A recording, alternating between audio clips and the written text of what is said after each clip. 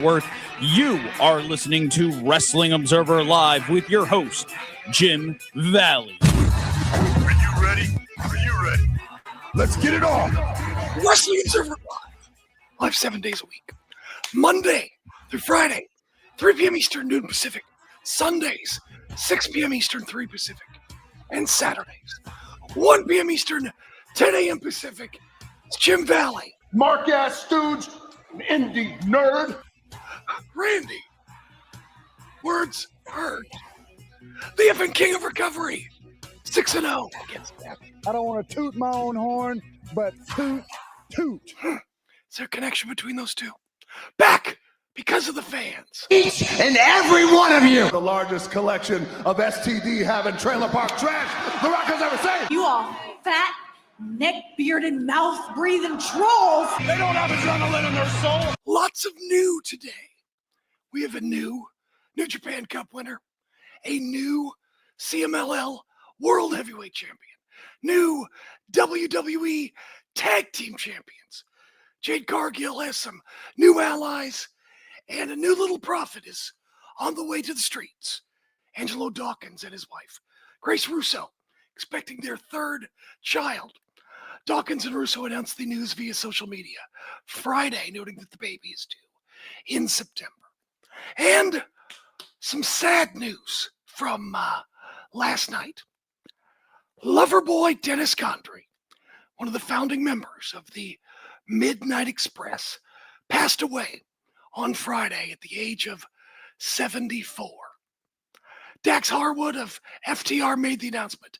And there's also a GoFundMe for funeral expenses you can search for in memory of Dennis Condrey if you would like to donate. But Dennis Condrey, part of what many consider to be the greatest tag team of the 1980s. And much like people will argue Darren's or Star Trek captains, people will also argue which was your favorite Midnight Express.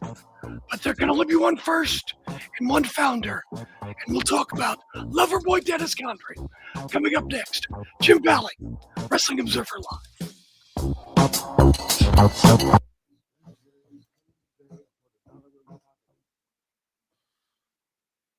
Okay, so in this next segment, you want to go to break at the end of the segment with... I'm out with that Midnight Express. And then I'll come back with it again. Yeah. Okay, Do gotcha. Do it in and out of this segment.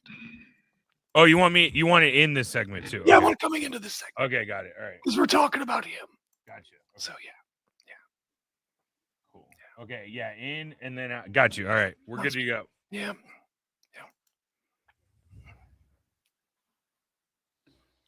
I'm not even gonna play the liner that says like now back to. Sure, that's fine. I'll just play the song. That's fine, and then I'll just jump in. Sure. Yeah. Okay. It's great.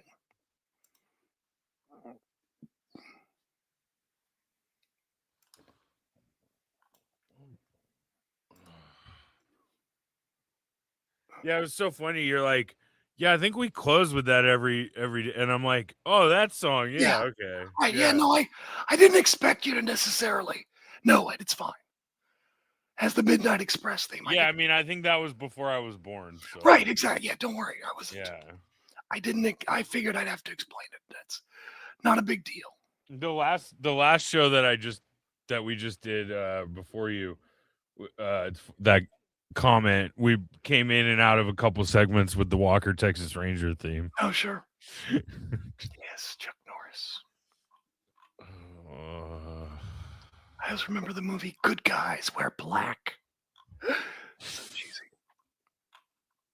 It's funny because like everything about him was cheesy, but like those movies, it's like wrestling of movies. It's just yes, it's supposed to be fun and simple, and there's nothing wrong with that. No, not at all. But yeah, when I was a kid, those were like the movies that you'd see at the drive-in, that'd be at the drive-in. Okay. Because kind of more popcorn-ish movies, kind of. Yeah, my dad always used to tell me, yeah, I used to be able to go to movies at the drive-ins, get a burger and some fries, and it was like 20 cents.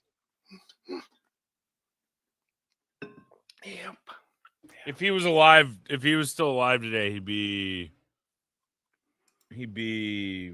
80. Your dad or Chuck Norris? 87. My dad. Yeah, he Yeah. had me. So Had me this when he was generation. 50. Because Chuck Had me Norris when he is was 50. So yeah, so same age as Chuck Norris, basically. yeah, pretty much. Yeah. That's why he loved Norris. Like Sure. yeah, It's his generation kind of thing. yeah. Absolutely. Absolutely. When I was a kid, I watched Walker Texas Ranger. Nobody else knew what the hell it was my age. You know, I was looking it up today. I didn't realize it was on from 93 until 2001. I mean, it was That's all right. Here we go. Though. Here we go. Overrun, yeah.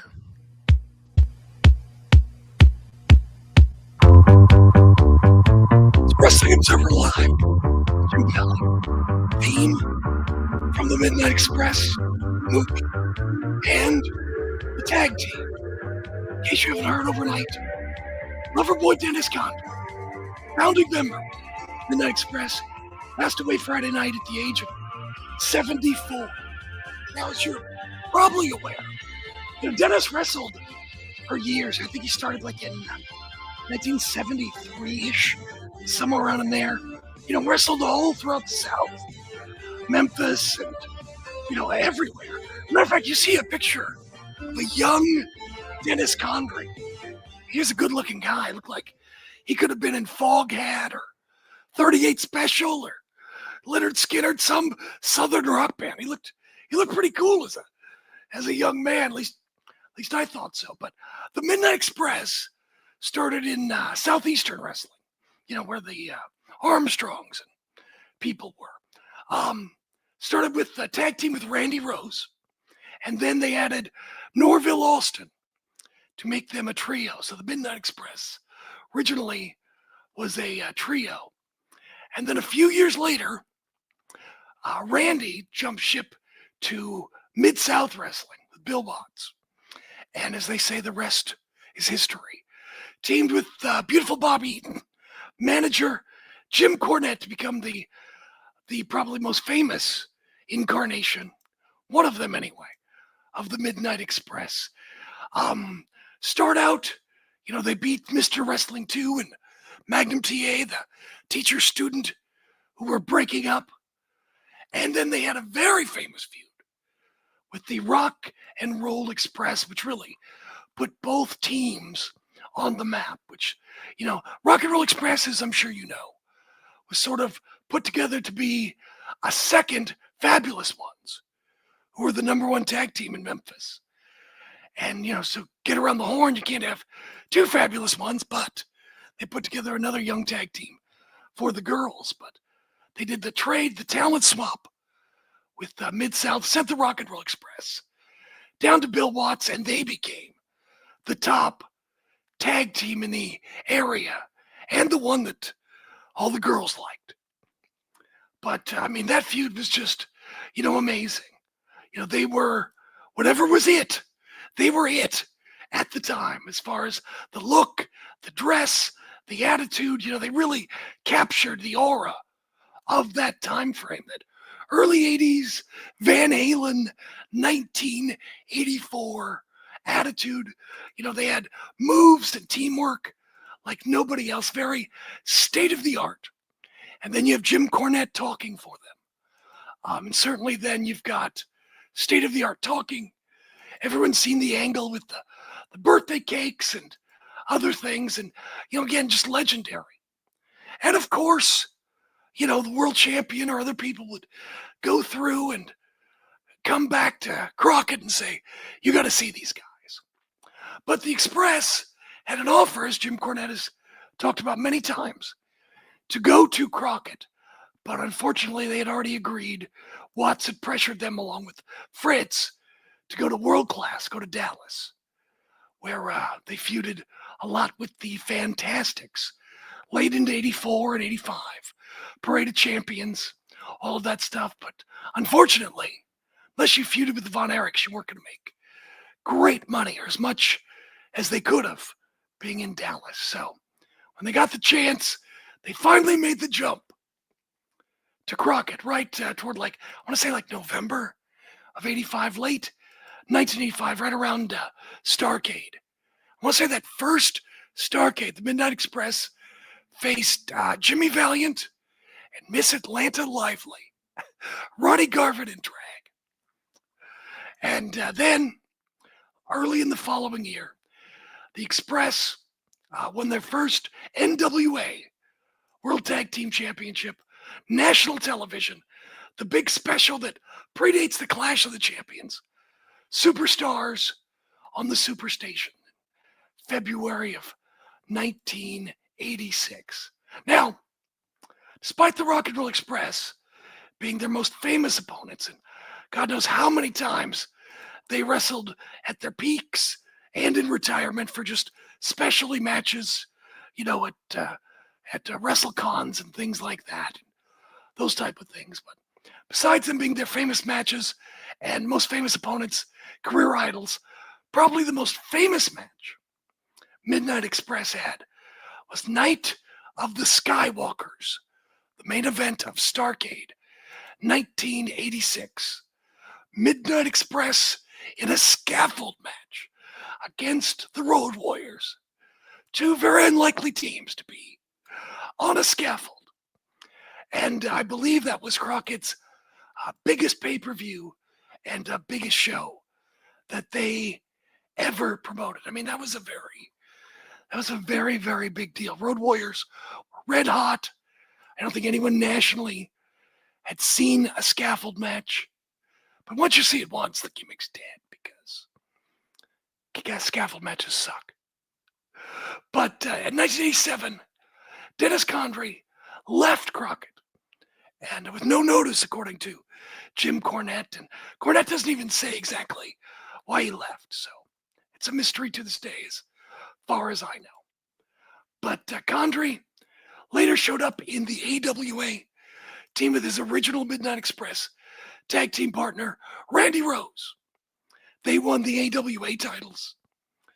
And later, that version resurfaced in World Championship Wrestling, which had just switched from Crockett.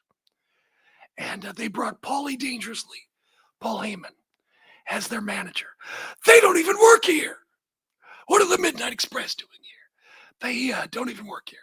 They laid out Cornette, Eaton, and Eaton's new partner, Sweet Stan Lane. And they met at Starrcade, and I think it was pretty sure it was Starrcade, but maybe it was Chi-Town Heat, Chi-Town Rumble. I think maybe that's because that was February.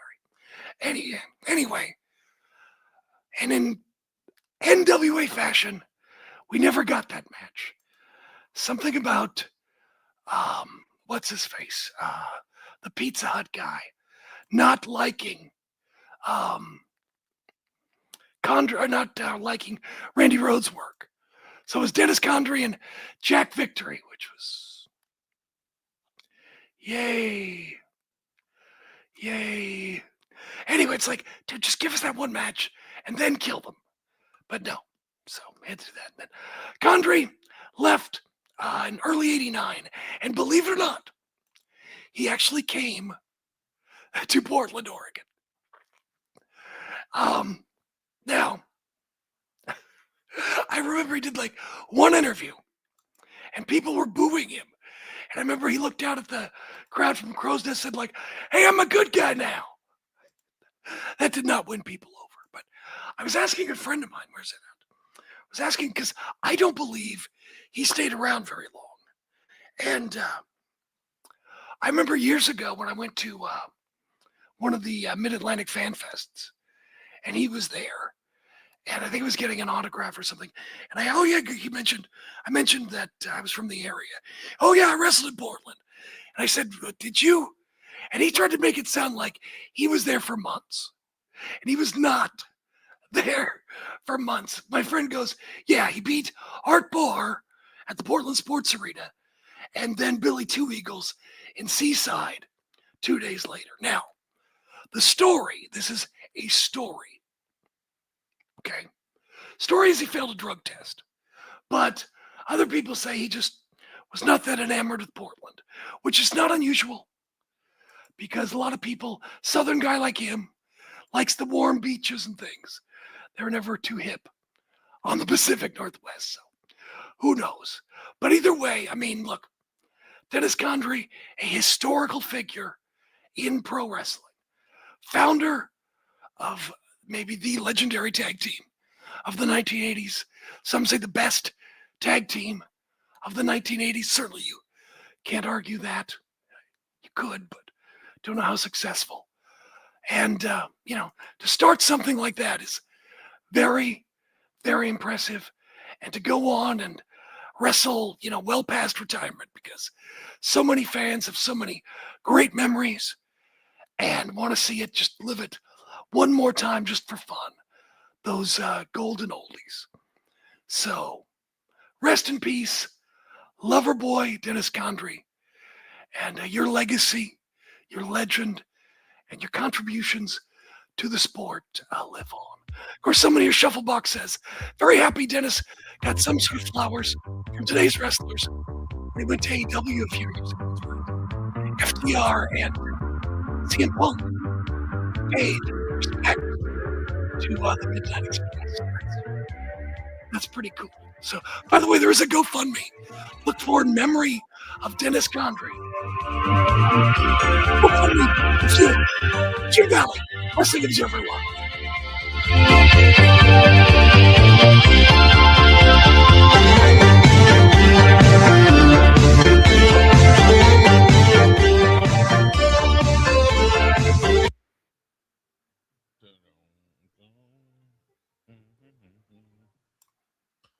That was good. Okay, good. I'm glad. Just 10 minutes to do that stuff. I mean, I saw most of his career, so not the early 70s stuff. But yeah, no, in the beginning, he looked so cool. Like he could be like in a Southern rock band or something. That Freedom Rock? No, it's Loverboy Dennis. So anyway, and when remember that guy that says it's still real to me, damn it? Yeah. Okay, in that video, the woman who's laughing, I believe that's Dennis Condrey's wife. Oh, really? Okay. Pretty sure.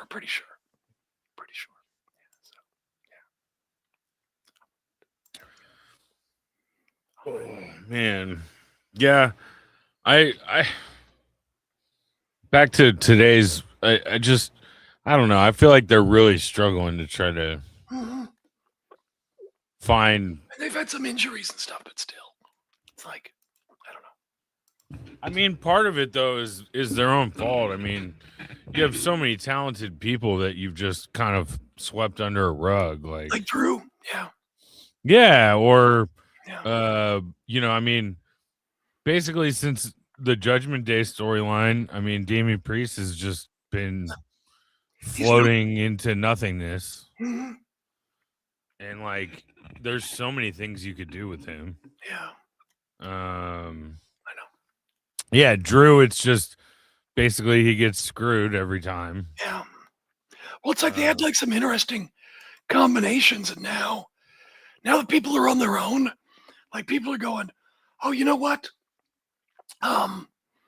Rhea's not that great of a talker about herself. Oh, you know what? Damien's kind of lost on his own and just kind of like, Yeah. And well, everything's and I think I think they did it probably way too late, but finally Finn kind of broke off. yeah. But they could have done that like 6 months ago and had an advanced storyline surrounding Right. it. And it feels like the boat sailed on Finn. As far as Yeah. But he's fun to watch. He's fun to listen to. Oh, he's great. I'm just saying, as far as No, it just feels like they screwed the pooch on him as a world champion. Feels like it's unfortunately sailed. Yeah, He has the talent and the ability. I mean, he's more historically significant than I think people who've only seen him in WWE realize. He was the Bullet Club guy. yeah. To go from a junior heavyweight to be the leader, that's pretty impressive. But anyway. Oh, here we go. Coming All right. back. are listening to Wrestling Observer Live on the Sports Byline Broadcasting Network. Wrestling Observer Live real quick. Of course, a few days ago, Chuck Norris passed away at the age of 86. I always look at it, 86 is a heck of a run. If you reach a certain age, like above average, and the 86 is way above average, I always look at it as that's a hell of a run as opposed to necessarily being sad. But Chuck Norris, of course, at Survivor Series 1994, the casket match with Yokozuna and Undertaker, preventing Jeff Jarrett and other people from interfering in the match, giving Jeff that sidekick. Of course, Chuck Norris been famous since like 72, since Bruce Lee really put him on the map, and those, all those movies, action movies. Always remember Good Guys Wear Black, Delta Force. I didn't realize Walker, Texas Ranger had been on from 93 until 2001. 193 episodes. But anyway, rest in peace to Chuck Norris, but heck of a run.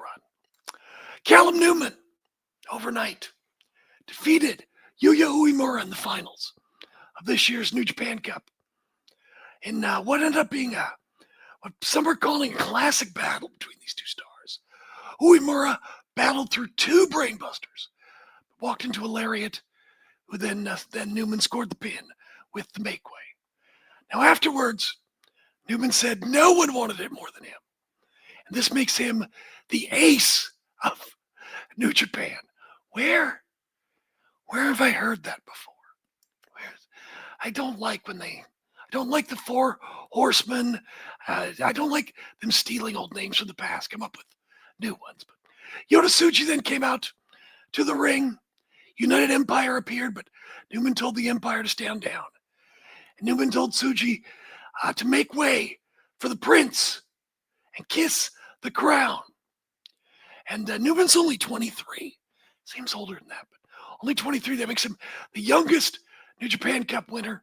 And again, he'll face Yota Tsuji at Sakura Genesis, April 4th, Sumo Hall. In a battle between two AEW stars. By the way, spoilers. Hechicero defeated Claudio Castagnoli to win the CMLL World Heavyweight Championship. Sold out Arena Mexico last night. People in the chat saying it was a great match. Hechicero kicked out of a neutralizer, was able to avoid Castagnoli's trademark low blow and counter with his own trademark, the head scissor slam. He went to put Castagnoli in kind of a rings of Saturn, and Castagnoli refused to give up until Hechicero pressed his boot against the side of his face, which was enough to make him tap out. So Hechicero, it's his second reign for Hechicero. He also held it previously from 2018 to 2022. Now the show itself, Friday night, was called CMLL Homenaje a two leyendas, tribute to two legends. Talking about Salvador Luderoth Gonzalez and El Satanico. Now El Satanico was victorious in his retirement match Friday night. Satanico faced off against two of his greatest rivals, Blue Panther and Atlantis, in a three-way. He pinned Panther with an elaborate cradle to win the match. The 76-year-old Satanico made his debut in 1973. I mean, what a career. 23 different title reigns, including 5 NWA World Middleweight Championships, a CMLL Middleweight Championship reign that lasted over 4.5 years. And he's also played a hand in training people like Andrade El Idolo, Mascara Dorada, Psycho Clown, and Beast Mortos, among others. So, what a legacy for El Satanico. Tonight, AEW Collision, Slam Dunk Saturday, 11 p.m. Eastern or immediately following NCAA tournament coverage. Now, no spoilers. These were taped Wednesday in Fresno, but no spoilers, just the matches. Kyle Fletcher and Robbie Eagles in a TNT title match Brawling Birds take on the Sisters of Sin. Daniel Garcia and Claudio take on Commander and Masco Dorada. And LFI in trios action. Now, there is also a 1 hour slam dunk collision tomorrow as well. It's going to be Tommaso Ciampa versus Leo Rush, Roderick Strong and Orange Cassidy versus Jay Lethal and Lee Johnson. Tag team champs Lena Cross and Megan Bayne in action. World Trios tag title match Mystico and Jet Speed versus Takeshita, El Clone, and Josh Alexander. Again, 11 p.m. Eastern or right after NCAA tournament coverage. And again, both shows taped Wednesday in Fresno. Speaking of El Clone, Hologram gave a kind of a weird update to his injury. In return, he wrote, and I quote, "Injury detected. Source, clone. Surgical process, complete. Recovery protocol, active. Countdown initiated. I'm coming back to finish this." So apparently, like the $6 million man, we can build him bigger, stronger, faster. I don't know. Rey de Reyes Week 2 tonight. El Grande Americano presented with the Rey de Reyes sword. Wonder if any other El Grande Americanos might appear tonight. Got a 6-person tag team match. Rey Fenix, Mr. Iguana, Lola Vice versus La Hydra and Money Machine. AAA World Tag Team title match. Psycho Clown and Pagano defend against the War Raiders. That's 10 p.m. Eastern, 7 p.m. on Fox, Latin America, and on YouTube. Now, I do want to mention, someone wanted to mention real quick, House of Glory tonight. It's going to be the Acclaimed versus the main event, Infamous versus Sweet Cheeks, Deonna Purrazzo versus Indy Hartwell.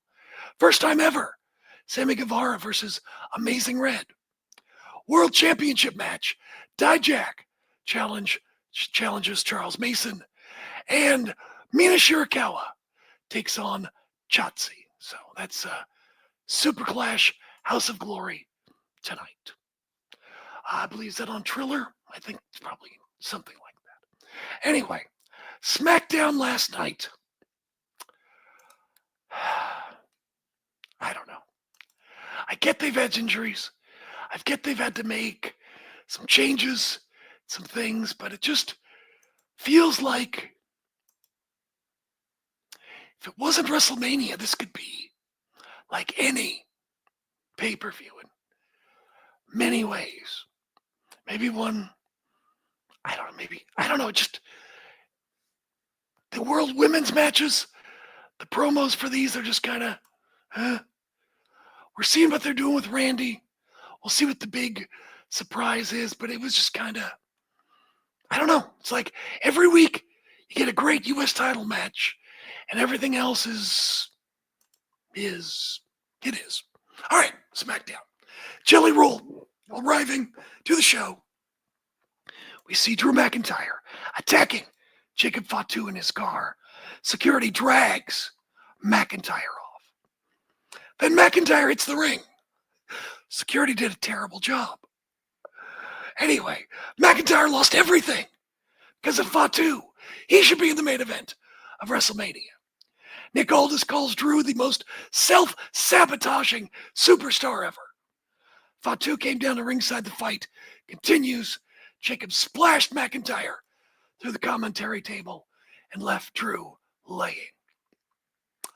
We have new WWE Tag Team Champions. We'll get to that in because what happened was Damian comes out, R-Truth comes out, and they beat the MFTs, JC Mateo and Tama Tonga. When the rest of the Wyatt Six came out, started to brawl with the MFTs. Now, inside the ring, Priest hit Tama with a running lariat. Mateo was dropped by an AA from Truth, and that's it. It's over. New Tag Team Champions. And I gotta say, and I'm happy about this, R-Truth still in great shape, but looks more natural, not quite as cut and jacked. So for his age, I think that's a very good thing if you understand what I'm saying. They interview the Bellas. They have their first ever title match tonight against the Irresistible Forces.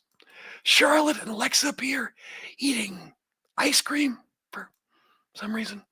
They call the Bellas selfish for what they did last night, interfering in their tag team title match. Bellas say they'll show them how legends get it done. They grab Alexa's spoon and they leave. Oh, so dastardly. Backstage, Candice LeRae and still depressed Johnny Gargano. They don't know what to do. Danhausen offers $20. For $20, he will help them out. Candice gave him the money. Danhausen disappears.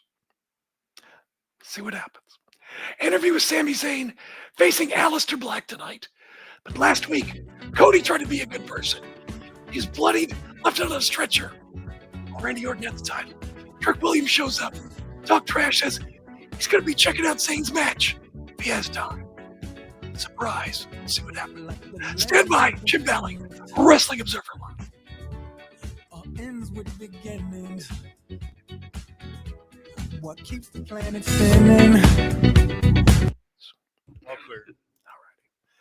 All righty. Do you have Medicare and do you use a CPAP machine? This is a national healthcare alert regarding your CPAP supplies. Using a clean CPAP mask and clean supplies is important to staying healthy. The best way to make sure your CPAP equipment is clean is to get new supplies. If you have Medicare, we have great news. Medicare will pay for you to have new clean supplies every 90 days. We'll even do all the paperwork for you to make sure that there's little to no out-of-pocket cost to you. And you don't even have to leave your home. We provide free in-home delivery. So if you're a CPAP user and you have Medicare, staying healthy with new CPAP equipment is easy. Just make this free phone call right now to get started. Sponsored by Specialty Medical. 800-913-9739. 800-913-9739. 800-913-9739. That's 800-913-9739. Packages start at $29.99 a month with signed agreement. Restrictions apply. Speak to a representative for complete offer details. See Vivint.com for license details. Terms and conditions apply. Homeowners, if you're looking for the best in home security and smart home technology at a price you can actually afford, we have great news. Now you can get Vivint's award-winning home security systems starting at about $1 a day. U.S. News and World Report has recognized Vivint as the best professionally installed home security system of 2022. And right now, you can get Vivint's home security technology for about $1 a day. Plus, get free professional installation from a licensed technician. Protect your home and loved ones for as low as $1 a day. Call right now for your free home security consultation. 800-918-6189. 800-918-6189. 800-918-6189. That's 800-918-6189. Do you have a book? Get it out of your mind and make it a real book with a free guide to book publishing. Trying to publish a book yourself can be complicated. It takes a lot of time. Time that you could spend writing your book or even more books. Do what you do best. We can do the rest. Thousands of authors across the nation have trusted our book publishing service. We have the connections to help you get your book printed, distributed, and sold on Amazon, Apple Books, Barnes & Noble, and bookstores nationwide. We can do it faster than you can on your own. Get your free guide to publishing. It's a free phone call. Remember, make this free call right now and learn how to turn your book into something real that people can buy. Get your free writer's guide. Call right now. 800-482-8399. 800-482-8399. 800-482-8399. That's 800-482-8399. You are listening to Wrestling Observer Live on the Sports Byline Broadcasting Network. Jim Valley, Wrestling Observer Live. Back to Smackdown. Motor City Machine Guns beat Fraxium with some help from Candice, who showed up at ringside. Hit Frazier with a cheap shot and let Sabin roll up Frazier for the pin. Not sure if Sabin saw that or not. Then, Randy Orton. You know Randy Orton. The guy who bloodied up Cody Rhodes with a sneak attack last week. Wearing the same bloody t-shirt. You know him. Well, he's cheered as he comes to the ring. And everybody's singing the song. They hear voices. They talk to him. They understand. You understand. Orton talked about how the crowd has sung along with his theme song for years. He felt the love. He's signed fans' posters, action figures, and that comes with the power he has for doing this for as long as he has been. And still, I guess this was supposed to turn him heel. It did not work. He said still, regardless, he wants his legacy to be championship gold and title reigns instead of smiles on faces. Fans still cheered. And like he said, Cody released any pressure he had. He can now be the best version of the Viper. Crowd still cheered.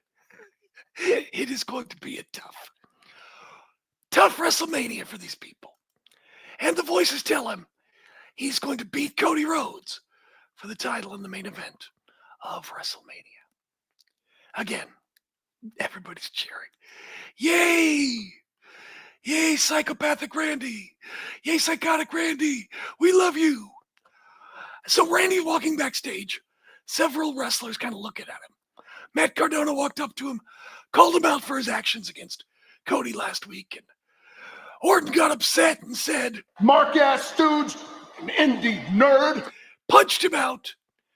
Orton shouted at Cardona to stay out of his business. Mark-ass stooge, an indie nerd. Now, after Sammy came out to face Aleister Black, who was in the ring, out comes Trick Williams, the second most cheered heel after Randy Orton. Like, I have to remind myself he's a heel because it does not feel like it. Anyway, Aleister and Sammy brawled outside. Sammy throws Black into the ring. Sammy says something and turns around. Trick throws a drink on Sammy's back. And while Trick and Sammy are getting into it, throws him into Sammy gets back into the ring. Black mass, right as he's standing up. Pin. Aleister Black wins. And again, the story is Sammy's emotions are getting the best of him. Again. Jade calls Rhea Ripley down to the ring. They went back and forth. Da-da-da-da-da. Rhea wondered if they were going to talk or go at it. Jade says she's not there to make friends. She's not here to fight right now. She wants to make money. She's going to do it on her own time.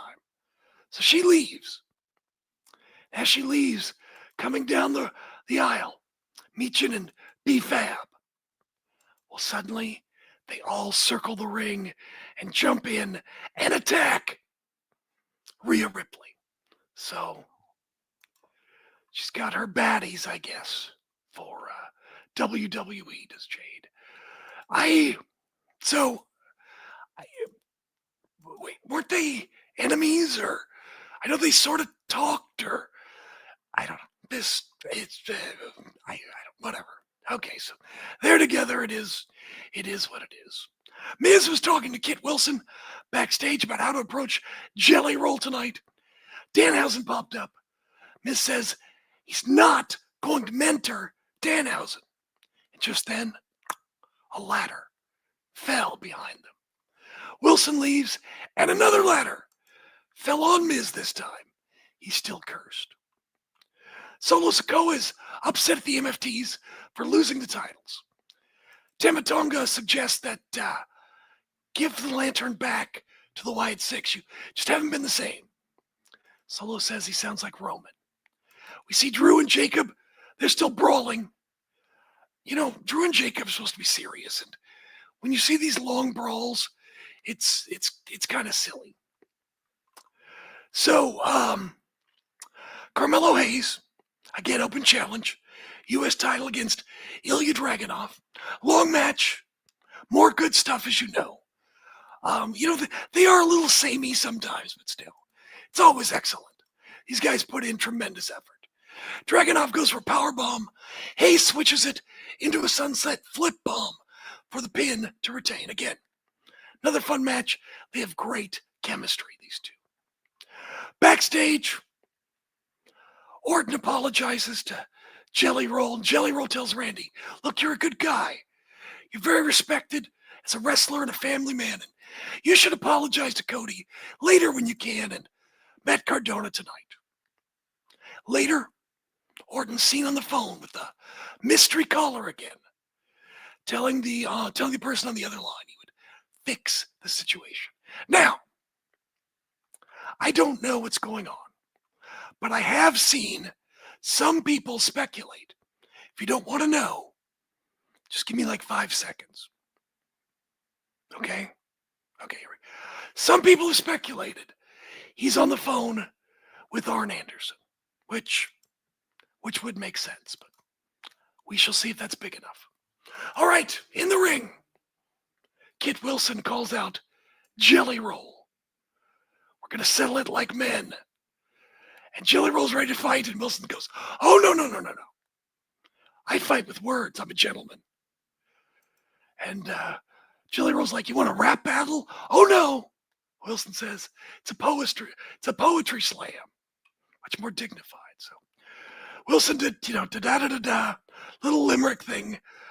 Jelly Roll's criminal past, his weight loss, proof that Ozempic works, made jokes about Jelly and his little Willie, da-da-da, nothing groundbreaking, pretty cliche stuff.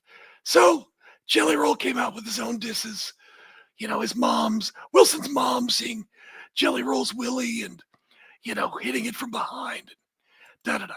So this gets Wilson upset. Wilson hits Jelly Roll from behind, hits him with a big splash, heads up to the top, and a diving elbow. This was mercifully short. If Jelly Roll wasn't new and popular, this could have died. Afterwards, backstage, Jelly Roll demands a match next week against Kit Wilson. Bella's against the Irresistible Forces. Oh boy, not good. Charlotte and Alexa come out. So we go to the commercial. They brawl outside. High kick by Flair. Supposed to hit Nia's jaw. Safe again. Didn't look great. No contest. It was just bad. Then brawl in the ring. It ends in a skirmish as Legend held Flair in place for the leg drop from Jax. Randy Orton is back. He apologizes to Cody. Cardona comes to the ring. Cardona accepts his apology and then was low blowed, RKO'd, and then beaten at ringside. Then Orton wrapped Cardona's arm around a chair and stomped on it to break his arm.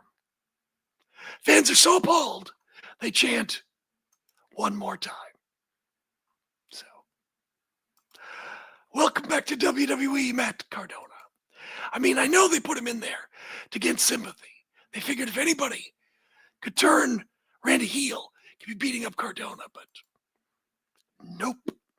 Then the Titantron showed Drew and Fatu brawling on the ledge of this sort of a building, maybe. It's been not very big, but in the edge of the parking lot. And there's a fence up, so you can't see below the ledge where they're fighting. There may be maybe 10 feet up max, probably less. Anyway, they're fighting. They step over the guardrail.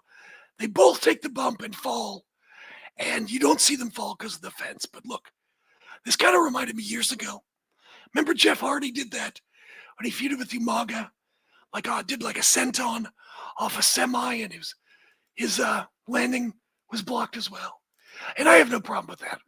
Rather people be safe. So totally fine with that. I don't want people killing themselves for my entertainment. So obviously safe. That's fine.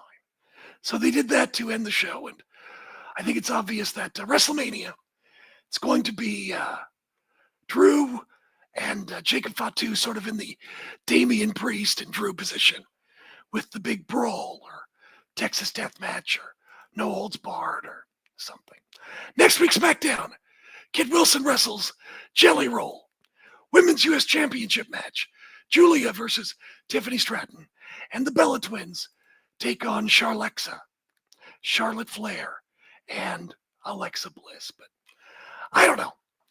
To me, I think it's kind of bad that the most interesting match made so far for WrestleMania is Brock versus Obafemi. And look, I understand there have been injuries, whatever the vision was supposed to do and circumstances, and whatever was supposed to happen on SmackDown before Jacob Fatu was injured and they went back to Drew and Cody and all of that stuff, but it feels still slapped together and like nobody else was in position to be the guy or the woman, and especially these builds to the women's world title matches. I mean, in theory, these should also be considered main events, and they don't really feel like main events, especially Rhea and Jade. Just going back and forth, usual babyface heel banter. You're nothing. This means a lot to me. Da da da da. It just feels very pedestrian. I mean, I get that things don't always go as planned, but you couldn't save some good writing or find some inspiration somewhere. And really, honestly, the only way Brock versus Obafemi is going to be interesting is if Obafemi wins. Even if Brock wins and loses to Oba, say in a rematch at SummerSlam, I don't know how compelling is that going to be. And Punk versus Roman, just who can mention the most names? Just kind of. I don't know. I'm just not feeling, even through all of the problems this WrestleMania has had, there still is just not a lot of inspiration. There's not a lot of anything.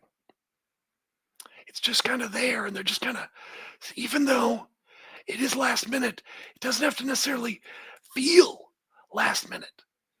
Or there could be better writing or better motivations or, I don't know, something.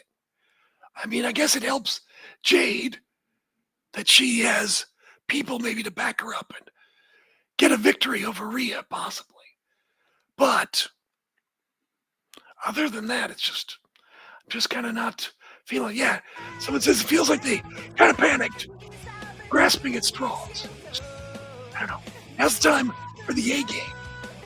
Not the same cliched promo. All right, some of one of my thoughts on Ricochet. Talk about that next. Stand by. Jim Valley, Wrestling Observer Live.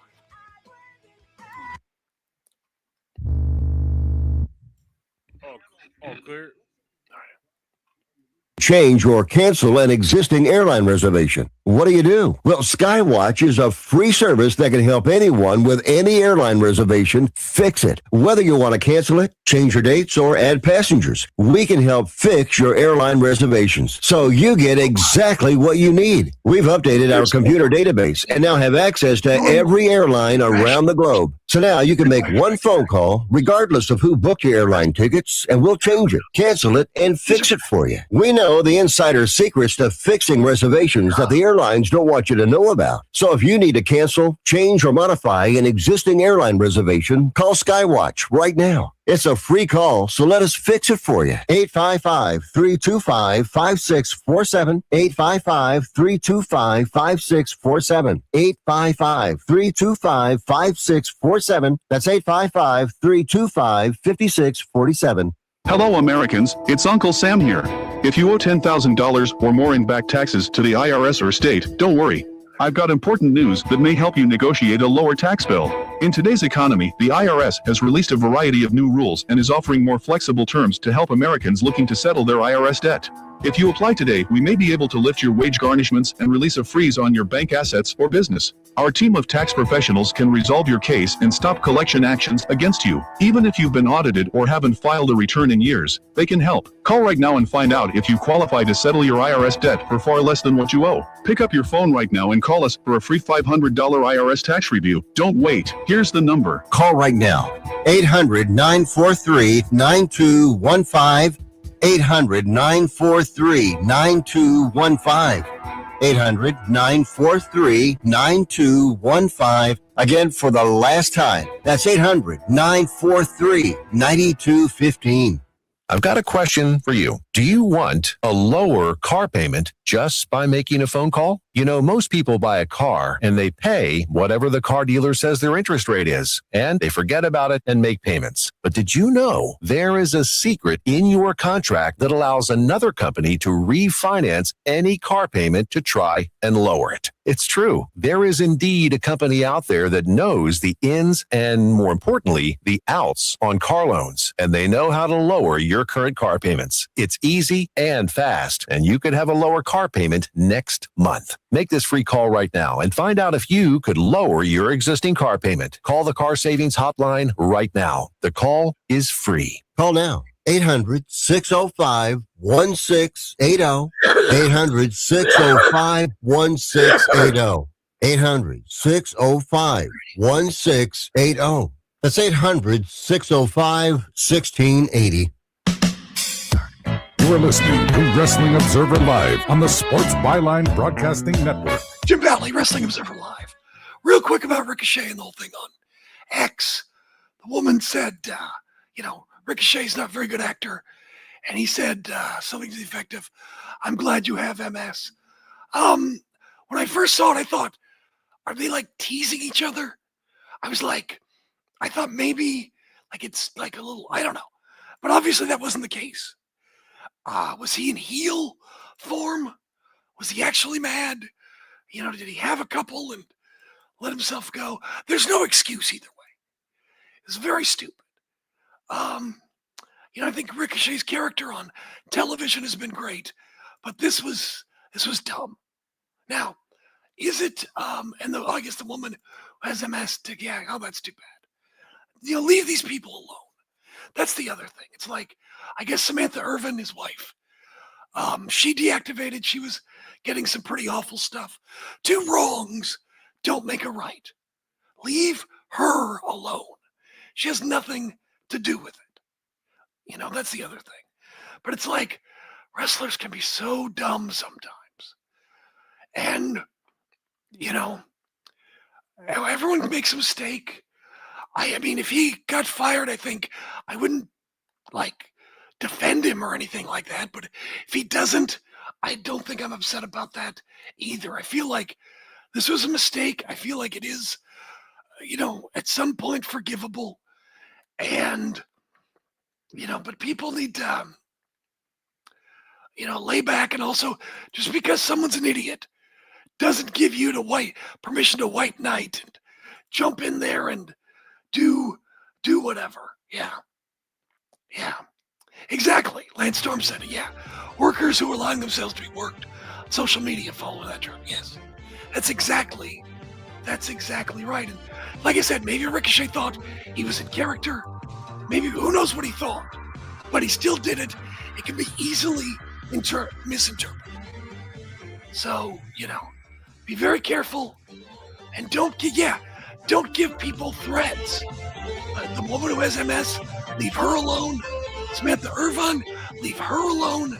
And seriously, just, don't be an idiot. Everybody, time out. Yeah, I can forgive it. Just as long as he doesn't, keep doing it or doing it again. I hope he's learned something, Sometimes, you gotta take your lumps to learn things. So let's hope that's the case here.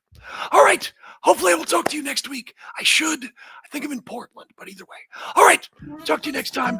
Have a great weekend. Jim Valley, Wrestling Observer. College did their darndest against. All right, Jim. Have a good weekend. Take care. Talk to you later, man. Bye. There it is. Yes. All right. There we go. Yeah, exactly. I forgive Ricochet. I agree. I agree. Oh, you know what, Robert? I just realized, is that that's Lou Grant, isn't it?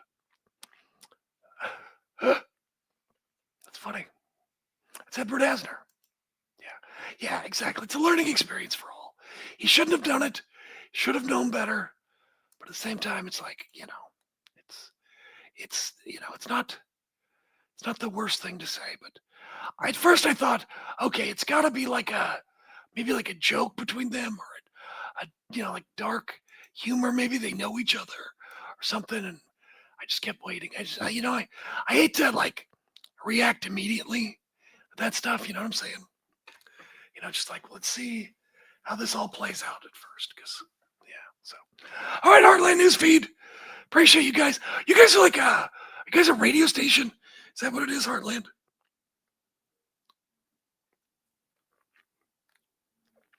Guessing you do ag reports and good stuff like that. I did all those things too. I've done all those things. Yes, indeed. It is. All this stuff's toxic. Oh,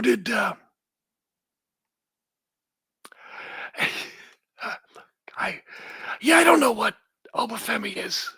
I don't really care. Oh, you look like it. So that is you. Wow, you do look like it. Well, then you're a very handsome man. Yeah. Well, I mean, Joe Rogan, Elon Musk is, I'm sorry. He's not someone to be admired. Oh, geez. Mercedes Moné lost 2 more titles. I missed that. Lost 2 more titles. There we go. Look at that. How nice. Mercedes. Look at her. Anyway. Oh, jeez. Anyway. Oh, no. CMLL wrestler Titan broke his right foot. Oh, that sucks.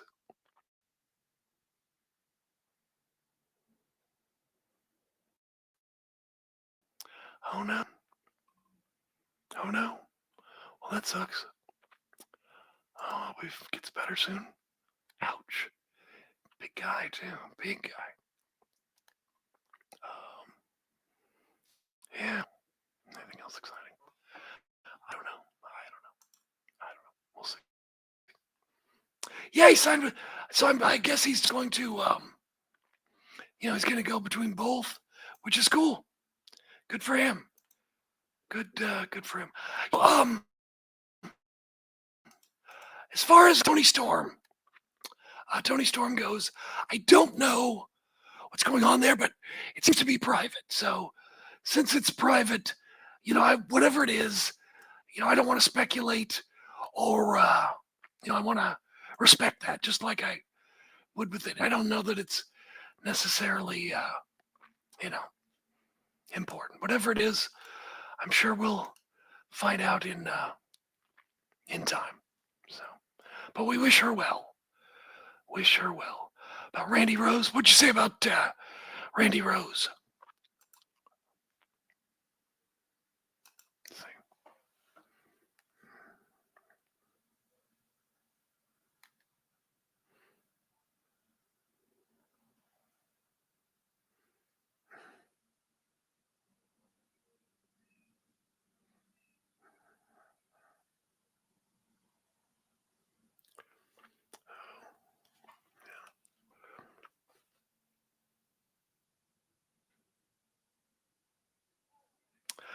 He didn't. I thought he quit WWE. I don't remember him. I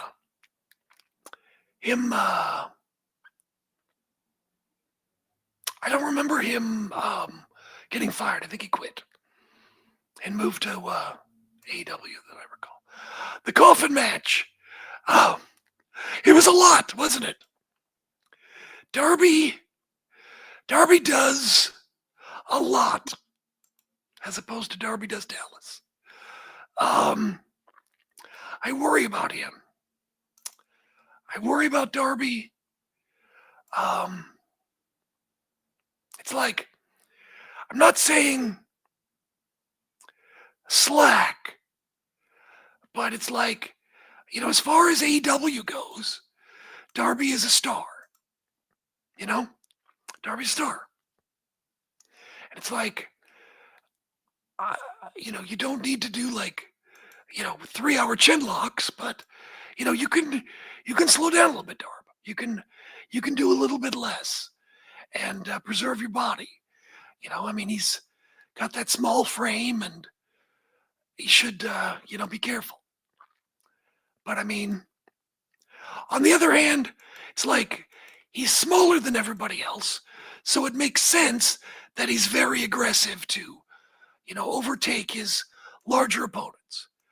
But yeah, it's like there was a lot. But I guess if you're going to beat Gabe Kidd,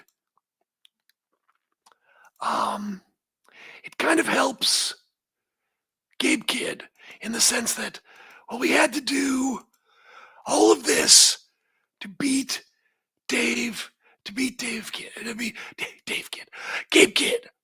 So in a sense, it makes Gabe Kidd look strong, that he needed a car, he needed this, he needed that, he needed this, da-da-da-da, da-da-da-da. So yeah. Oh, dude, you know how many times I've seen Darby and Swerve? Darby and Swerve in Defy. Oh, yes, definitely. Yes, that's where Darby does Dallas. Dynasty. Where's Dynasty gonna be? I don't think I know. I don't think I've even seen yet. I need to pay more attention. Where's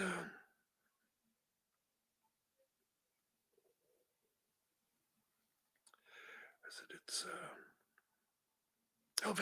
Vancouver. That's right, Vancouver. BC. I don't know if I will or not. I don't know. I'm not sure. I doubt it. I doubt I will. Although it's kind of funny how I've seen AW in Florida. I've seen AW in California, Oregon, Washington. Chicago, I guess. Yeah. So I guess I should do another country at some point, right? Anyway, so we shall see. It was interesting. To me, anyway, I have my nephew, who is my niece's husband. So we're not related by blood, but he likes wrestling. Big WWE guy. That's understandable, of course. And he got tickets to in Phoenix, AW in Phoenix, and loved it. And now he's like, oh, AW or WWE isn't quite as exciting or whatever, which I had nothing to do with. Some people are. Yeah. Whole Coughlin match was a clown show. Too, so mentioning his mental health issues. Oh, I got you. Sure, that's fair.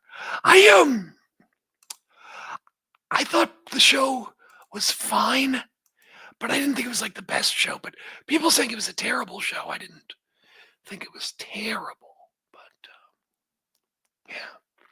Oh, he has mental health issues now. Can you be a madman anymore? I don't even know. I don't know. Will going after him. Well,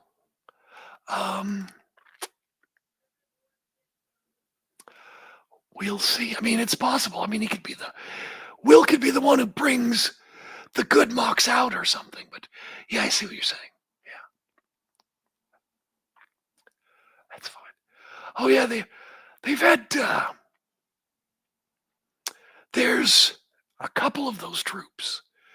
There's micro wrestling, there's midget wrestling, and then I think there's another one, I think. But there's one out of Pigeon Forge, where there's a strip mall. And in the strip mall is Hulk Hogan's wrestling shop, and Micro Wrestling, and Cooters, which has the Dukes of Hazzard, and some other stuff. So that's pretty funny. Oh yeah, Tamatonga got fined for backstage video. Yeah, I don't know what he's thinking there. Yeah, I don't know why he thought that was okay when WWE does that, but yeah.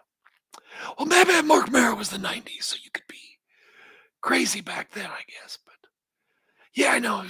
I don't know what they're. Who knows? Maybe they'll change it again. It feels like they're kind of feeling things out with Gabe Kidd. I don't know. We shall see. But like, I feel like even though with the straitjacket and the car and everything that happened, it's like I still feel like Gabe Kidd is losing a little too much. But maybe it's just one of those things where you gotta show you're on board and it'll turn around for him. Maybe it's just one of those things. Yeah. Right. There we go. Yes. Yeah. So, yeah. It's funny. We got a feud going on in the chat. Look, you guys. Trying to think if there's anything else. I don't know. Anything else exciting? I don't know. Just, I don't know.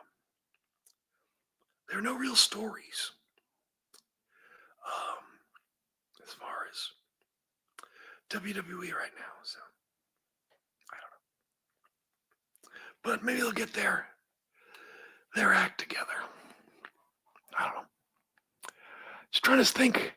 So what comes after WrestleMania? What can we do? Yeah. I feel like I just hope they're not the new Bang Bang Gang. You know? I don't know what they just seem to like. I like Switchblade Jay White. But obviously I hold him in higher esteem than Tony Khan or whomever does. But I mean, I think, Dave Finlay is a great wrestler. He does a lot of little things really well. And we'll see. When one would think that they're going to be a little higher on the totem pole, but we shall see. Oh, it was the miking? Okay.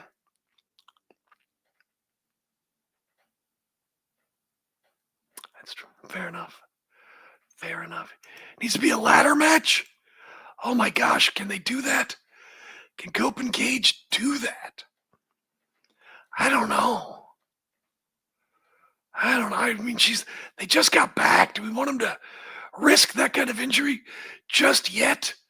That seems, I don't know. That just seems like they're playing with fire. Don't need Cope to be gone for another 7 months. It's like he'll be 70 before he finally gets to retire. Yeah, step ladder match. Maybe one of those things that carry you upstairs. One of those things. How about that? A lift match? Yeah. Maybe that's what we're setting up for Jay White, but still, I don't know. Jay White's lost a lot of momentum after that Full Gear where he lost to MJF. It was kind of rough. So, tear your ACL wins. Oof. Yeah, something. I just, have these guys around for a little while. It feels like people want to see it, but it's lost so much momentum between injuries and movie shoots and whatever plans and all that stuff. So we'll see a scooter match. How about they sell the Christian and Cope sell those ridiculous really expensive planks. Could do some kind of planking match. So, I don't know. Yeah. Yeah, no, we'll see what happens. Finley's great. We'll see what happens. Where does this leave Hangman? So I have a theory.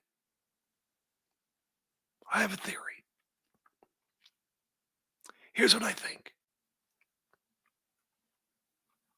I think Hangman Adam Page can be gone and at the same time challenge for the AEW World Heavyweight Championship.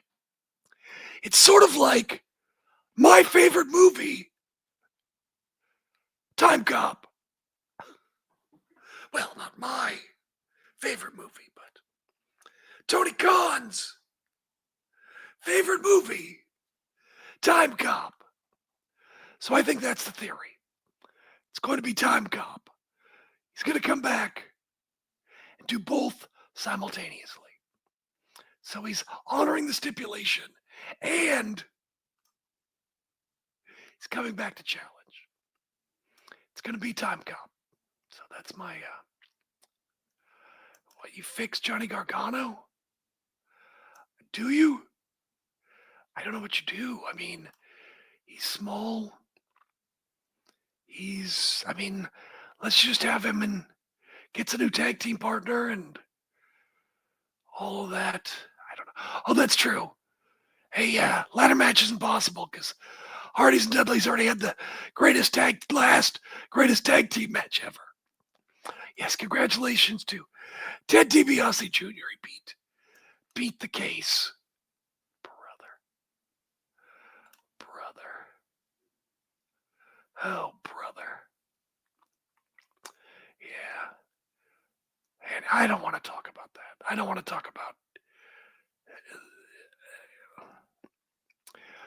I would just say not guilty is maybe not always the same as innocent. You know, they were able to hang it on a poor mark. Yeah, the stip is verbal, so I don't know what you do or if people even care. That could be cool. Yeah, AEW Tag Team Champs in Vancouver. That could be cool. Yeah. So. Yeah, everyone has a price. I don't know.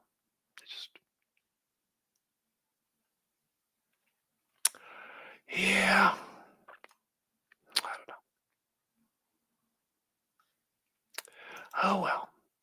People just hear not guilty and there's no need to waste time on that because it doesn't matter. Does not matter. It's done. No need to. Oh, really? Okay, this is weird.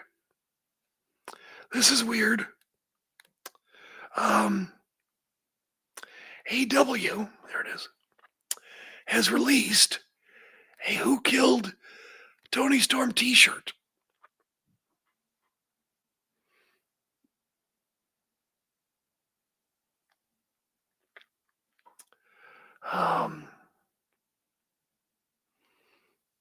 Interesting. All right. That's all right then. I don't know what it means by that. Oh well. We shall see. Oh, and again, Mercedes Moné lost 2 more championships in Rev Pro. So this is very funny. Did you guys see this one on Reddit? Aubrey Edwards says, I was making my way through immigration at the Mexico City airport. It's a big airport, by the way.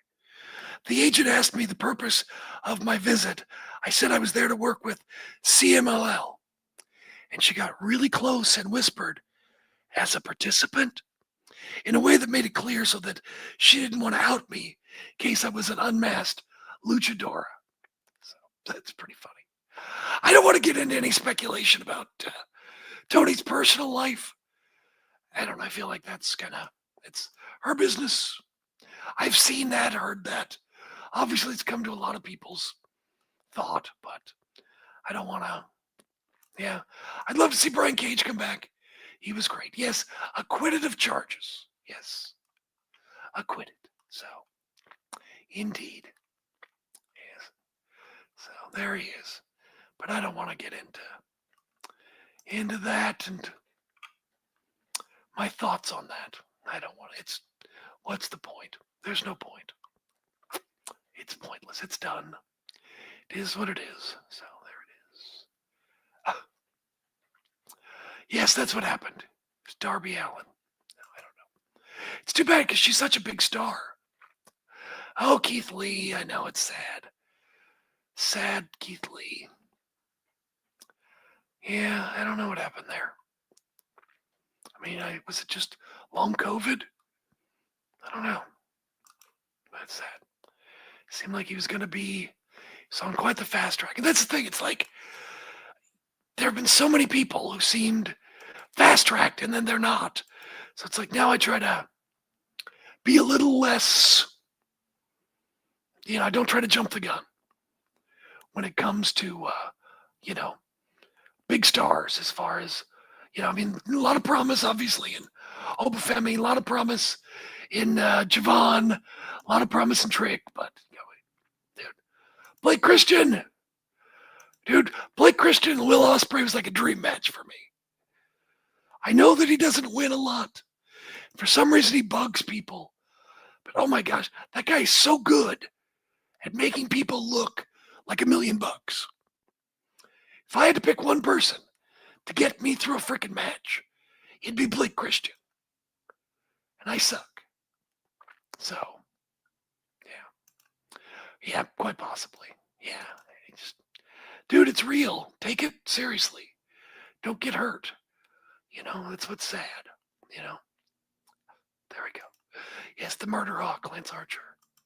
Murder Hawk Monster, Lance Archer. So he's like 3 things. Yes. Oh, yes. Rodzilla, the Hall of Fame. Do people still care about Dennis Rodman? Feels like no one even talks about him anymore. I mean, obviously people who remember him in the 90s, but it feels like no one really, I don't know. Yeah, I don't know. Yeah. So, yeah. Look, I don't know about anybody else who died. So I don't want to speculate on that. Yeah, the Midnights should have been in the Hall of Fame, and I don't know what happened. I don't know why. You think that would have already been done, but who knows? Oh well. Is 50? I thought the record was 17. I don't know. I mean,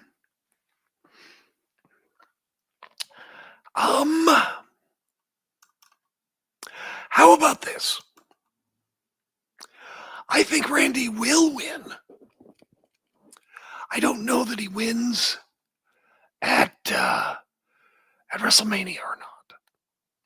I'm not sure yet.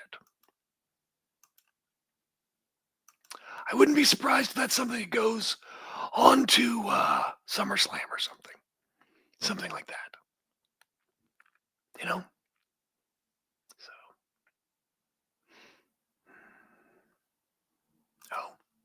Oh, I think Andrade's probably turning babyface, it seems. Seems like Takeshita is. I don't know about Fletcher. I don't think Fletcher needs to turn yet. But Takeshita, they're taking a really, really long time, which is odd.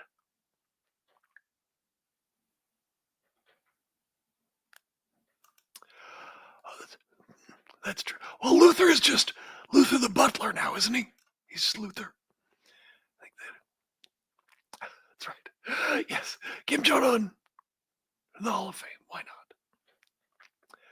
I don't know. Well, Punk, I don't think he's going to go for another title.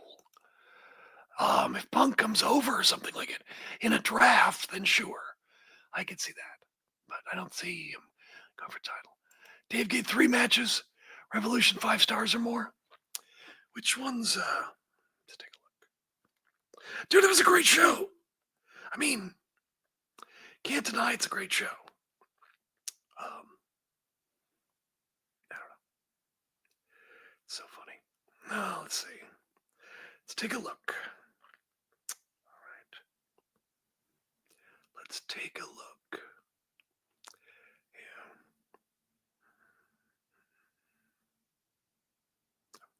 Oops, there it is. All right. What was it? Revolution. 92%. People gave it the middle, 1% thumbs down. Wow, that's craziness. Okay, let's see. I came out of Revolution thinking I didn't know if I had a favorite match because there were so many good ones. It was hard. Okay, let's see here. Let's see. What's probably FTR and the Young Bucks? Is that 5? Okay, FTR and the Young Bucks. 5.5. Yeah, that was an awesome match.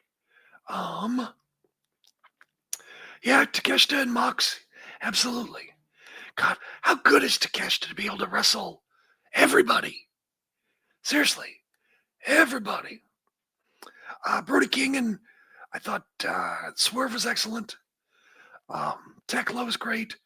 The 6-man tag team match was a lot of fun. Andrade and Bandito lived up to the hype. Yeah. Then what's the main event? Yeah. I can see those points.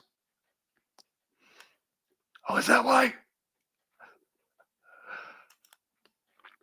Andrade match 5 stars. He got his number. I think he tucked it into his tidy white jeans. I think that's what he did. I don't know. No, it was a good match. I know I saw people posting pictures of Dave at San Jose, and I'm like, dude lives in the area. So, and they were like showing pictures of Dave like looking at his phone and like trying to stay like he wasn't paying attention. But 1, there's hardly any seats behind him that were full. And 2, everybody was looking at their phone.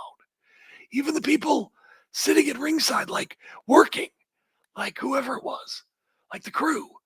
It's like no one was paying attention because nothing was going on. But that's just what people do. Yeah. So I don't know. But yeah. Now good for Andrade, you know. He's just look, some people I believe are just not WWE guys. And there's nothing wrong with that. As far as, you know, Andrade needs different opponents, different things to do. Same thing, I think, Claudio. Like I told you the story. I happened to be backstage briefly in Nashville when they were there, right before Andrade went and won the CMLL World Title. And I was backstage at whatever you want to call it, the Tony Khan position, gorilla position, whatever you want to call it. And, Claudio came back and dude was hyped. He was so hyped to go to CMLL. And I don't know if he knew he was winning or not or anything like that. He was just hyped. And he, Tony introduced me to him and he was hyped. And I was just, I was like, oh man, you seem really happy. I'm very happy for you. Just trying to be nice and polite and all that stuff. And he said, oh man, I live for this shit. And was just saying how much, he likes touring and going.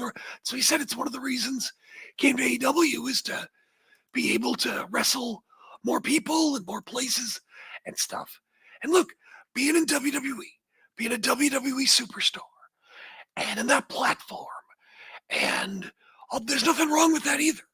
It's great money, it's all that stuff. But I mean, a lot of people who really love wrestling and love the art of wrestling with different people and things, there's nothing wrong with wanting to do that either. Yeah, Claudio and CMLL is different. And, I just think he's great, So, yeah. No, this has been a great time to be a wrestling fan.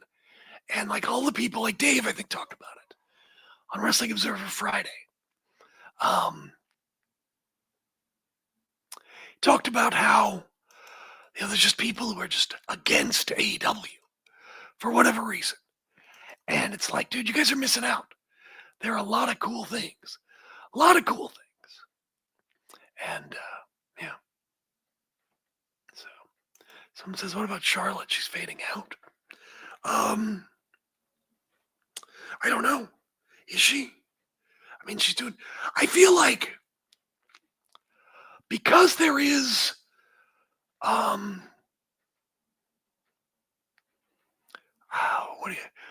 wrestling fans, and this happens, I think, in everywhere. This happens everywhere. WWE, AEW, probably some independents as well. I can't really speak about it in Japan, but fans get burned out on people. They get burned out, on Charlotte Hogan, Rhea Hogan. They win too much now. We love them. Then suddenly, oh no, they win too much. They get all the time. And there's a backlash. And it just feels like with Toni Storm before she was out, whatever it is, they put her in with Mina to kind of avoid the Toni Storm Hogan backlash. They kind of worked her into tag teams, put Tekla up there, Statlander, other women to kind of give them some spotlight. And out of the bright spotlight of Toni Storm's star, So I feel like Charlotte and Alexa in this tag team for that reason. That's kind of my thought. Anyway. But I mean, Charlotte, she's approaching 40, I think, and she wants to, I think, still have a family, and I think she wants to make. I think in an interview she said something about making FU money, and and going on with her life. So maybe that's what's going on. We'll see. Charlotte and Jade. If anybody could pull a match out of Jade Cargill, it's Charlotte Flair. Meeting in WWE. I'll bet you Mercedes could. And there's others. But I'll bet you they could. Could EO? Probably, possibly. Asuka, because she's a genius. Yeah. But Charlotte could. I mean, geez. I still remember the match where she made Rhea. That was incredible. Charlotte has done that more times than people want to acknowledge. So, tag team division, big mess. Yeah. I don't know what happened. But, that's the thing. People need to slow their roll on when someone shows up in a new company. They get spotlighted, and then, oh my gosh, Motor City Machine Guns. First time in WWE, they win the tag team titles. They're spotlighted. They're having these matches, and now it kind of fizzled out. Some might say that Tommaso Ciampa made the same thing. Those type of things. It's like, let things kind of smooth out and see what happens before you say, oh, they made the best decision ever, or the worst decision ever, or, whatever. You gotta kind of see what happens. Like right now, everything's going great. Everything's coming up Danhausen. And maybe it will. But we'll see what kind of shelf life he has and what he has to change. Oh, did the Saudi King say that? I missed that.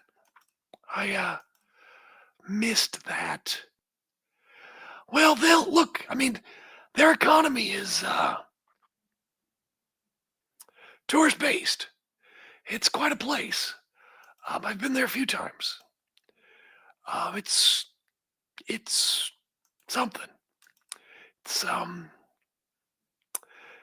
not like real life, but I don't know. We'll see what happens going forward. But yeah, we'll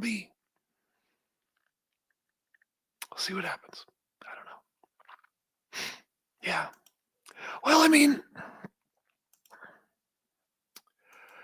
WWE has never really been a tag team territory for many, many years. So, but hey, Motor City Machine Guns has won tag team titles a lot of different places. Winning the titles certainly helps. I don't know that, they were never going to be main events or anything in WWE. So we shall see. We shall see. I don't know about Eddie Kingston, by the way. I can't help you on that one. Sorry, I don't know what's going on with Eddie. So yeah. The tag teams is like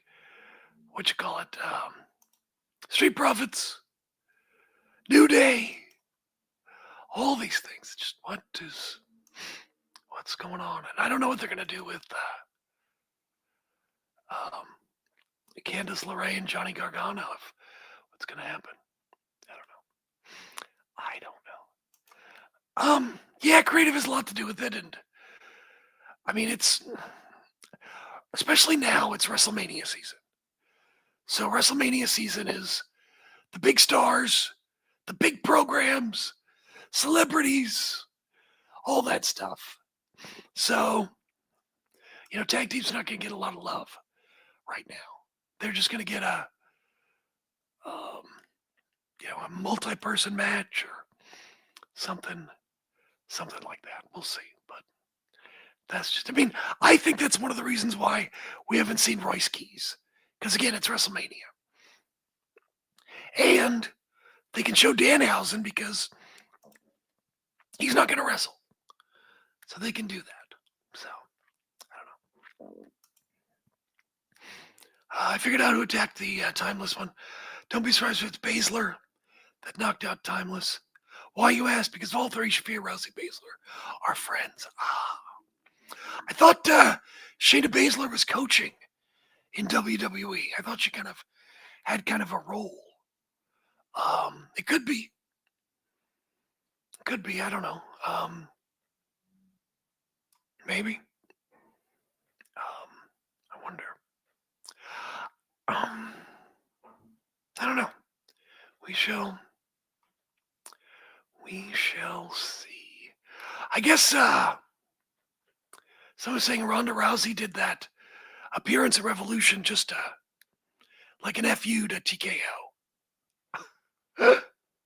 Which is pretty funny. As far as no. Of course it was. Booker T Appreciation Night. Dude, the Observer Award wasn't Dave. But of course it was. Dave didn't vote it. He would. He said he would. Look, I would vote it. I don't know. Dave didn't do it, but yeah. It's so funny. Yeah, they just I doubt Dave even cares. To be honest, to sell it, whatever. But it's fine. So many fans they have either don't know of Dave or listen to podcasts and hear a Dave that doesn't exist. and don't like Dave.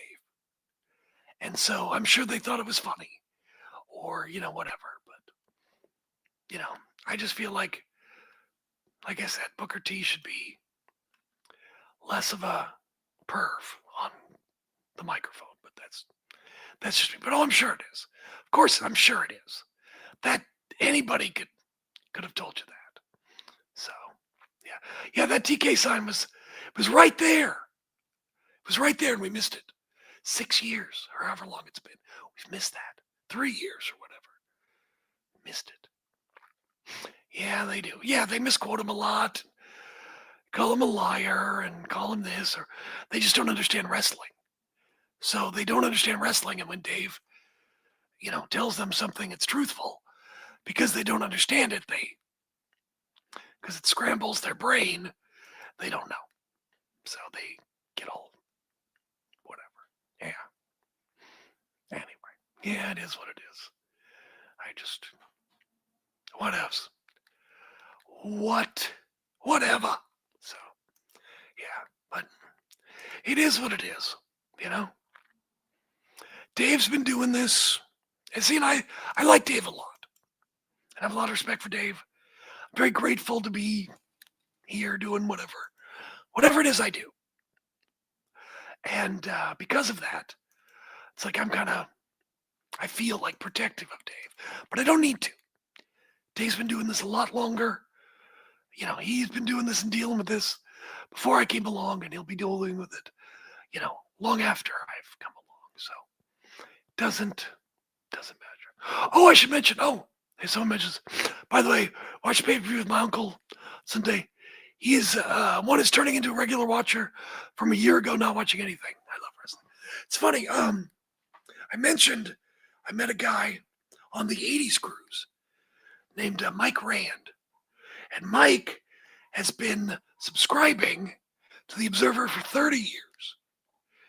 And God, he watches everything. Everything.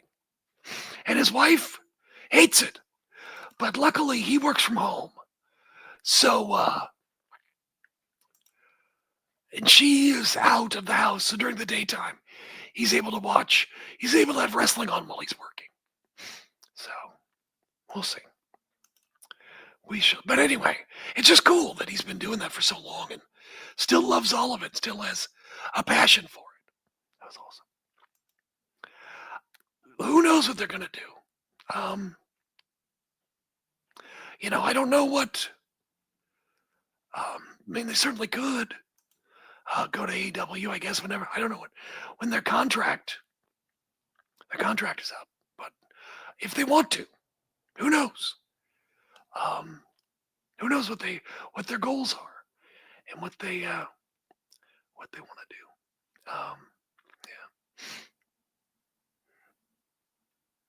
Yeah, exactly. Now people are always looking for something about Dave. Like if you go to the SC Jerk thing on Reddit, the Squared Circle Jerk, and it's like, I don't know. Sometimes they can be funny, but it just seems like the same stuff over and over again. It's just like, okay. Yes, we've made this joke. Yes, we've made that joke. And just like, sometimes they're funny, occasionally, when they're new. But a lot of them are just the same old over and over and over again. It's just, I don't know. Oh, well. Like I said, my nephew, my niece's husband, watched WWE and likes WWE, likes Daniel Bryan, not Bryan Danielson, and other people and stuff, and his friends do. And he got tickets to, was it Full Gear last year? Was that the Kick-Ass pay-per-view in Phoenix? I think it was. But he loved it, and he loved the anarchy in the arena with the way the music played the whole match. And he just thought that it was just so much more exciting, and they give you more than WWE. And a lot of people don't always feel that way, and that's fine. But I was happy for him that he was enjoying some other stuff, and he likes AEW now, so that's cool. That's cool.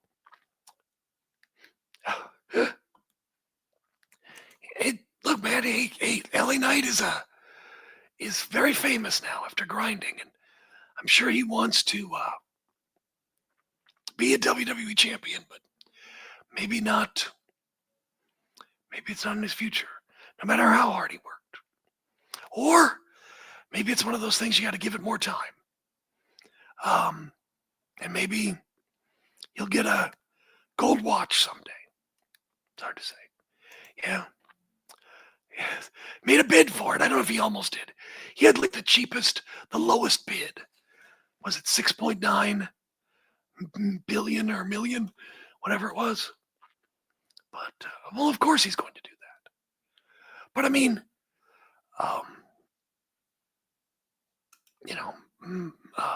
monopolies aren't good. Even if it's someone you think does a good job. Monopolies are not good. And so, yeah. So, I get that. I get that. But, I don't know. Ronda's funny. Ronda Rousey. I mean, TKO did some nice things. Not TKO, but UFC back then, Dana. They did some nice things for her to try to, I know that after she lost Holly Holm, she was really, really depressed. And that's understandable. But, yeah. Enough money to acquire WWF from the Panda Group. Didn't somebody already acquire it from Panda? Isn't there a wrestling thing that's like WWF.com or something? I thought they just got rid of it, but I could be wrong. I thought that's what I remember. Yeah. Well, I mean, why not? Why not lowball? Yeah. Yeah, I like it. I like AEW. I like the variety. I like that, people feel different. Tekla can come in, and she's different. She's not Tekla. Okay, Tekla, this is your pose. Okay, Tekla, this is your entrance music, and you do this when you come to the ring, and this is your catchphrase. And you end every promo with this catchphrase, and this is your signature look. These are your signature colors, and that's what you do. It's like I like that there's a little more, and I'm not talking about Brody King, but there's a little more uniqueness that people can be more, themselves. And it's fun. I mean, it's exciting. I think the wrestling is very exciting. And look, I understand why WWE does what she does, what it does. It's very successful. It's the white Zinfandel of wrestling. It has a formula. That formula is very successful. It draws in a lot of people, and it works. And don't change nothing. Don't dump the girl that brought you to the dance. So, yeah. So I don't know. Let's see. What do you think? AEW, I think, maybe comes across as like they take the whole thing way more seriously or something. Like they seal the idea, like they're more respectful of the tradition. Yeah. Yeah. I mean, he did the Walker Texas Ranger for Survivor Series 94. I mean, a lot of times you got to have things to promote. Did Chuck do like a lot of movies and things afterwards? Let's see. I don't even know, to be honest. I'm sorry. Okay, film. Let's see here. What did he do? No, he did some other films, I guess. But there are a lot of streaming and direct-to-video. But yeah, you'd think he would have done something. No. Hawaii 5-0. But I mean, geez, dude was 86. So, I mean, even in his, 10 years ago, he was 70. Maybe he just didn't want to do it by then. Promoting Walker Texas Ranger is one thing, but otherwise, I don't know. They've gotten better. under Triple H with respecting the past and things like that. It's gotten better. But yeah, I mean, for the longest time, for years and years and years, it was, WWE and nothing else. And that's kind of what they did. I mean, I remember as a kid, it drove me crazy because I would see people who I knew had been in world class or wherever, and they'd come in, and it was just like, where is this person from? We don't know. And I'm like, well, I know. That kind of stuff. So, I don't know. Yeah, Tekla has really seized an opportunity. Very impressive. Very, very impressive. Like, really kind of that person who's gotten out of had Toni Storm still been in the picture, she still shines with Toni Storm's, stardom around. So, no, it's very impressive with Tekla. Very impressive. Yeah. It's going to be interesting to see, future talent. Do they want to go to WWE or not? Does Tekla want to go? Does David Finlay want to go? Hell, but it looks like they're really moving forward with that second generation faction. So that's interesting. So anyway, all right, kids. Well, anything else we should discuss we haven't talked about? No, I think that's about it. I think that is about it.